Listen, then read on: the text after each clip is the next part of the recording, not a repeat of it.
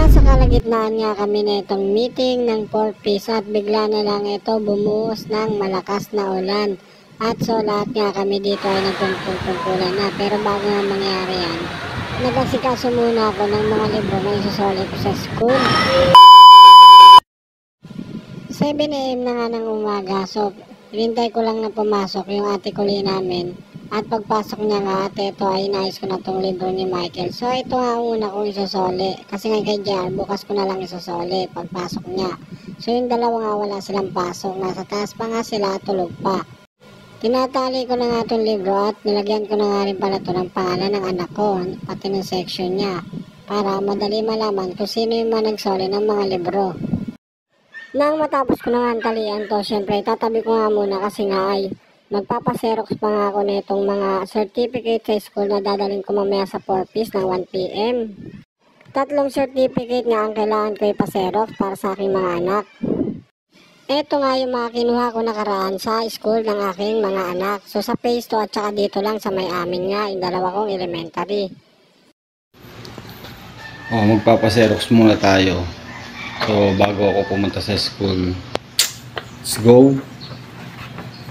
At so ito nga, so lalabas na nga ako para magpaserox. So dito nga lang ako magpapaserox sa may kabila natin. Dito nga yan sa may kumari lang din natin.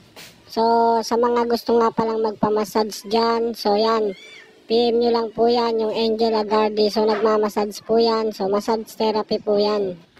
At na makapagpaserox na nga tayo, syempre bumalik na nga tayo dito sa bahay. Kasi nga pupunta pa tayo sa school para magsoli ng mga libro ni Michael. So pagpasok ko nga dito, syempre, tatabi ko muna tong certificate. At ito nga, yung libro na isusoli natin. So pupunta na nga tayo sa school para isoli itong libro ni Michael. Dahil nga, sulian na ng mga libro kasi nga magbabakasyon na. So syempre, 4th quarter na. So last exam na lang nila, yun na lang ang tinatapos. Tapos noon, syempre, magbabakasyon na naman ang mga bata.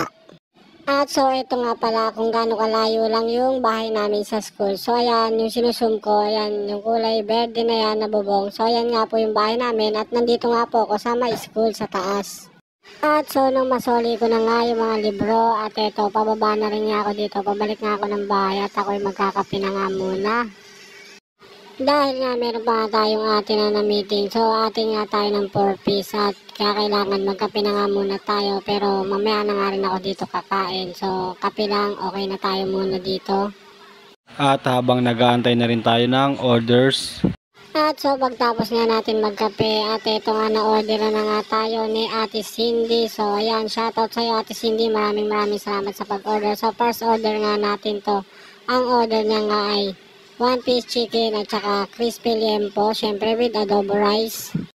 Nang maluto na nga natin, syempre ito at nilalagay na nga natin to sa plastic bag, syempre at i-deliver na nga rin natin to. So dyan lang naman to sa baba. At meron din pala sa ditong order na extra rice na adobo rice nga, dalawa nga yan. So sa mga order ng extra rice, so 25 nga po yan yung adobo rice natin. At so, syempre dito, lumabas na nga ako para i-deliver to. So, ayan nga, dyan nga lang to sa baba namin. At ito nga isang tropa natin. Sabi niya, isama ko daw siya sa vlog ko. At ayan na nga pre, ito na yung request mo na isama kita. Ayan, nakasama ka na nga. Shoutout sa'yo pre, yan. Solid supporters din natin yan. At syempre, madalas natin umu-order yan ng food. At so, nandito na nga ako Ate Cindy. So, ito na nga.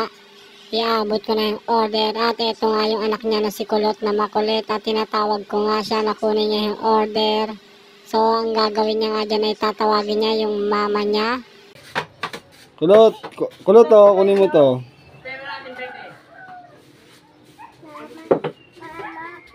Dali.